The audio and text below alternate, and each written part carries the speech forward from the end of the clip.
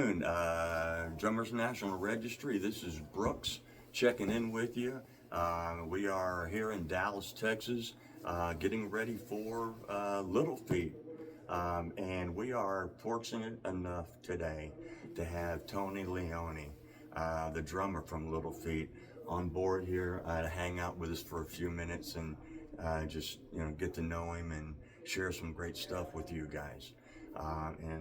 Tony. Pleasure to be here. Thank you, man. We appreciate you very much. They had a little color that dug up on your background and stuff. Hart School of Music. Right. Well, I grew up in Hartford, Connecticut. Right. And Hart had a really kind of esteemed reputation. And it was kind of a natural next place for me to be, and I ended up having a great time there and had some phenomenal teachers and some great experiences there. Is that like Steve Davis and Nat Reeves that you were hanging with? Absolutely, and stuff? yeah. Two of my biggest mentors there, as well as the alto sax legend Jackie McLean, who had been kind of a disciple of Charlie Parker as a young man, and killer names. Man. Went on to be, an incredible artist in his own right. Excellent. Well, so they heavily influenced kind of getting your left foot, right foot going there. Absolutely. That is excellent. Were you guys playing jazz and stuff? Or what kind of genres were you messing with? Yeah, I mean, well, as a kid, I grew up, my dad had played drums, and when I was 11, I started playing in bands, but it was around college where I started to learn more about jazz and get more serious about it. So excellent. Anybody we recognize, artist-wise?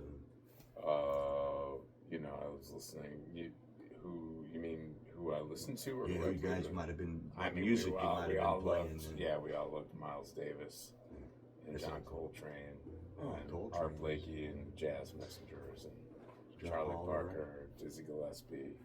You drop all the right names, man. That's it's everybody there is going to recognize everything that we got going on. Let's see. So you also spent some time with the Chris Robinson Brotherhood. 5 years. And real that long? Didn't realize. And Levon Helm's band as well. Well, I was in a band with Levon's daughter, Amy. We had a band. We put a record out in 2004. The band was called Olabelle, and it was kind of a roots music project. It was Amy, my wife Fiona McBain, who had really kind of helped organize the personnel of the band, and keyboard player named Glenn Patcha, who now plays with Bonnie Raitt. Byron Isaacs, who plays bass with the Lumineers now. And we were really kind of doing our own take on some songs that we had learned about through the Alan Lomax recordings, So we were kind of doing our own, rootsy, swampy, psychedelic versions of things like John the Revelator and Soul of a Man, and real old kind of gospel and field holler type tunes. Excellent. Great roots. And so that was how I met Levon. That was where I first met Levon. It was 2002, I believe, when we were in the studio. An interesting thing is, while we were doing that record, I was recording with Olabelle during the day. I think we were in the studio for the basics took us about 8 days.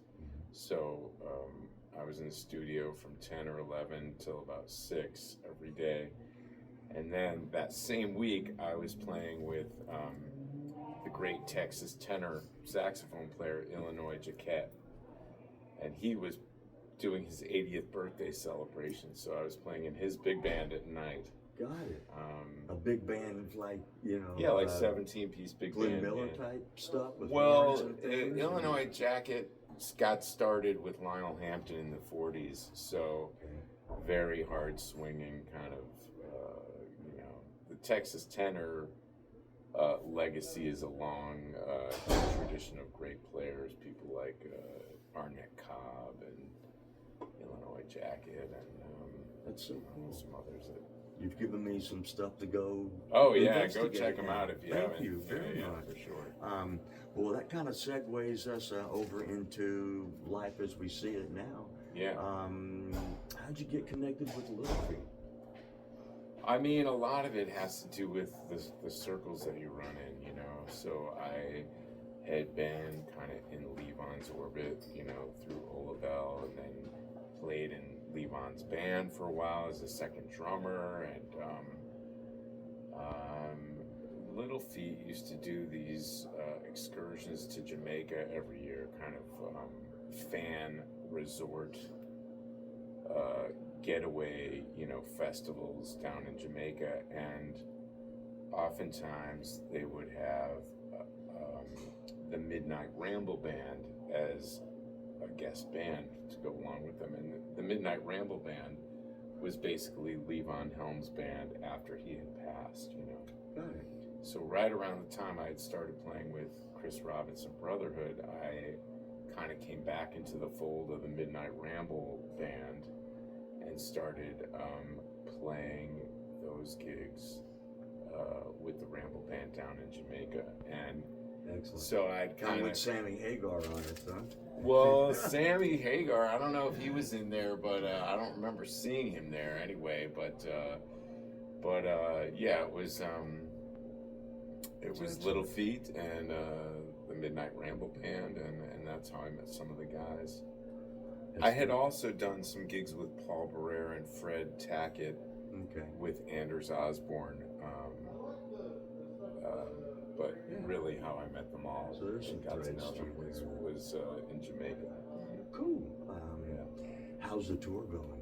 You guys look like you're about, 8 dates into it, something like that? Yeah, I think we have 8 altogether on this run. This might be number 7, and man, we just always have so much fun. I mean, the music is fantastic. The music is, it feels good. It's challenging. You know, the guys have been playing together for over 50 years, and you know, it's really a gas for me to be playing in one of my favorite bands of all time. You know, so that's, mine too, man. I still practice, still waiting for, waiting on Columbus. Yeah. Fat Man and Willin and Spanish Moon, just all the great songs. Yeah, and you know, I'm just a sucker for the music that I grew up listening to on the radio. You know, which was the FM rock of the 60s, 70s, even into the 80s. You know, that music still really resonates with me. And well, it's I've been a Feat stiffer longer than I can even admit. It goes back to Lowell George and Amphitheater in Santa Barbara. So you saw them in Santa Barbara. Yeah, and it was. I used to work for Warner. And you did? Yeah. Okay. It was great. When was that? Oh my goodness, man! That was. Now I'm gonna start interviewing you, man. Thank you. I know he's gonna date me here, guys. No, well, that's the heyday. It was, that's what the was it? era. Mid '70s. Okay. Getting toward the end of the life shelf of the first kind of go round. So what were you doing at Warner's? I was a product buyer. Okay.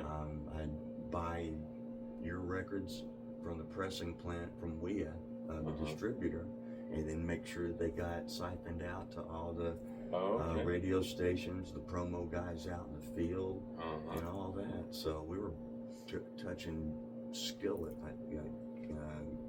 pallets of y'all's records and stuff, and just cranking them out. Oh man, that's fantastic. It was. I mean, my record collection's about 3,500 records, and it's got everything in there from Frank Zappa to Frank Sinatra. I love it. It's I love really it. cool. Yeah, that's really fun.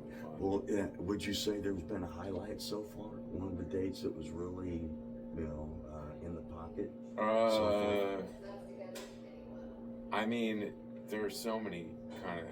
I've been with the band now for about 5 years altogether. I think my first gigs were in November in 21. They asked me to join in 20.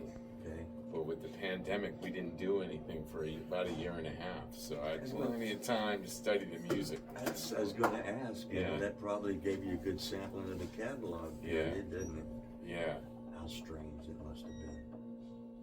It definitely was strange, you know, because I really had not been expecting to be asked, you know. I mean, I knew all the guys and had connected with them, but What a privilege. yeah, I felt that way, and I still do, you know, because, you know, I just have They're such just top love notch, and reverence for the guys and the music they've been a part of, and